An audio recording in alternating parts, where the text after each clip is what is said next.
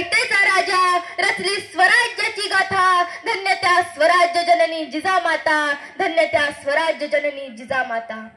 सिंदखेड वतनाचे राजे लखुजीराव जाधव आणि माळसा राणी यांच्या पोटी जिजाऊंचा जन्म झाला. कर्तृत्ववान पित्याच्या पराक्रमाचे पोवाडे जिजाऊ लहानपणापासूनच ऐकत होत्या आणि त्यातूनच त्यांना प्रेरणा मिळत होती. वयासोबत पारतंत्र्याची उणीवही जिजाऊंना जाणवत होती. लाचारीचा फितुरीचा जिजाऊंना तिरस्कार होता. ज्या वयात भोवल्यांचा खेळ खेळण्यात मुलं दंग असतात, त्या वयात तलवारीची मूठ घट्ट पकडण्यात जिजाऊ दंग असायच्या. लष्करी प्रशिक्षणाकडे लखुजीरावांकडे हट्ट करणाऱ्या जिजाऊंना शूरवीरांच्या कथा ऐकून स्फुरण चढायचं आणि म्हाळसारांनी सुद्धा अशा प्रेरणादायी कथा जिजाऊंना सांगून त्यांच्या शूरपणाला प्रोत्साहन द्यायच्या. लोकांनी गुलाम व्हावे, इस्लामी साम्राज्याची इमानी इतबारी चाकरी करावी आणि पुढे मनसबदार व्हावे, एवढीच आपल्या लोकांची अपेक्षा असायची. ज्ञानी माणसांनी तर आपल्याच लोकांची किती घरे लुटून आणली याचा हिशोब शत्रूला सांगायचा. कलाकारांची तर बातच सोडा, आपल्याच लोकांची झालेली फजिती आपल्याच लोकांना रंगवून सांगायची. अशी विदारक परिस्थिती इथं सुरू होती. शेतकऱ्याची फजिती याहीपेक्षा निराळी होती. पिकवावे आपण पण कणगी मात्र बादशहाची भरावी, घाम गाळावा आपण पण पोट मात्र भरायचे नाही, अशी भयानक आणि दयनीय अवस्था शेतकऱ्याची होती. शत्रूचे सरदार आयाबायांच्या अब्रू वेशीला टांगत होते. जिजाऊंना या गोष्टी सहन होत नव्हत्या. स्वातंत्र्य कशाला म्हणतात हे विसरून गेलेला समाज हा सगळा अत्याचार सहन करत होता. पुढे जिजाऊंचा विवाह शहाजीराजे भोसलेंशी इसवी सन 1605 मध्ये झाला. दोन जीव एकत्र आले, पण जिजाऊंच्या स्वप्नातल्या हिंदवी स्वराज्याची पहाट अजून दिसत नव्हती. अशातच एक घटना घडली. शहाजीराजांचे थोरले बंधू खेळूजीराजे यांच्या पत्नी म्हणजे जिजाऊंच्या जाऊबाई जेव्हा गोदावरीला स्नानासाठी चालल्या होत्या, तेव्हा महाबत खान नावाच्या सरदाराने त्यांना पळवून नेले. ही घटना काही साधी झाली नाही. दिवसाढवळे आपल्या आयाबायांच्या अब्रू वेशीला टांगली जाऊ लागली. जिजाऊंना ही गोष्ट सहन झाली नाही.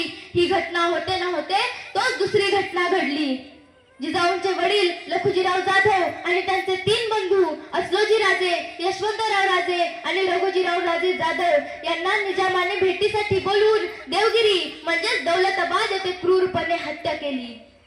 या घटनेचा जिजाऊंच्या मनावर खोल परिणाम झाला. शहाजीराजांची ओढाताण जिजाऊंना जाणवत होती. निजामशाहीत आणि आदिलशाहीत पराक्रम गाजूनही शहाजीराजांना दिलेले दुय्यम स्थान जिजाऊंना सहन होत नव्हते. त्यांना माहित होतं सत्ता असली तरी स्थिरता नाही, इथे मान सन्मान नाही, रयतेचं कल्याण नाही आणि याची जिजाऊंना चीड होती. म्हणून जिजाऊंनी आई भवानीला साकडं घातले. तेजस्वी पराक्रमी स्वराज्य स्थापनेचं सामर्थ्य असलेला पुत्र माझ्या पोटी जन्माला घाल.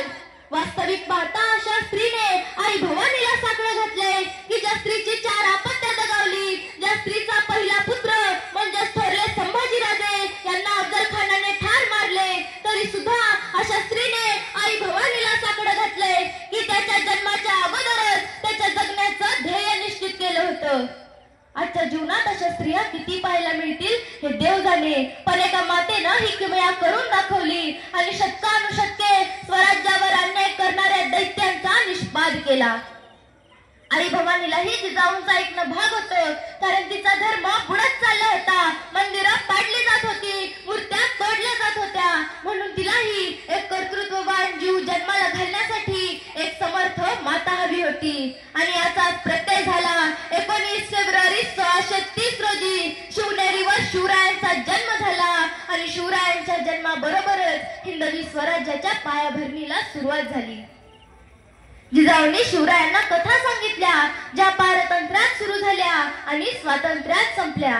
प्रत्येक पराक्रमी पुरुषाचं ध्येय एकच असतं, जे पारतंत्र्यात असतील त्यांना स्वातंत्र्य मिळवून देणं. ही जिजाऊंनी शिवरायांना दिलेली एक शिकवण होती.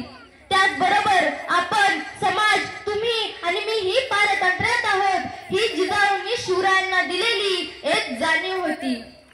कर्तृत्व गाजवण्याचा एकमेव मार्ग म्हणजे स्वराज्य स्थापन करणे होय, ही शिवरायांची धारणा झाली होती. शिवरायांच्या मनावर कर्तृत्वाची ठिणगी टाकतानाच जिजाऊंनी राजनीतीही शिकवली होती. समान न्याय देण्याची वृत्ती आणि अन्याय करणाऱ्याला कठोरात कठोर शिक्षा देण्याचं धाडस जिजाऊंनी जय महाराष्ट्र. शिवरायांना आपण दिलं. बघू शकतो शिवछावा नवरात्र उत्सव मंडळ ओंड या ठिकाणी आग्रा येथून सुटका बालवाक्यातील कुमारी प्रांजली गणेश भंडारे यांचं मार्गदर्शन व्याख्यानात चालू आहे. मुलं आईकडून सदाचार व प्रेमाचा तर वडिलांकडून कर्तृत्वाचा वसा घेत असतात. पण जिजाऊ याला अपवाद होत्या. शहाजीराजांच्या गैरहजेरीत त्यांनी दोन्हीही भूमिका पार पडल्या आणि छत्रपती शिवाजी महाराजच नव्हे तर स्वराज्याचे 2 छत्रपती जिजाऊंनी घडवले. संभाजीराजे अवघे 2 वर्षाचे असताना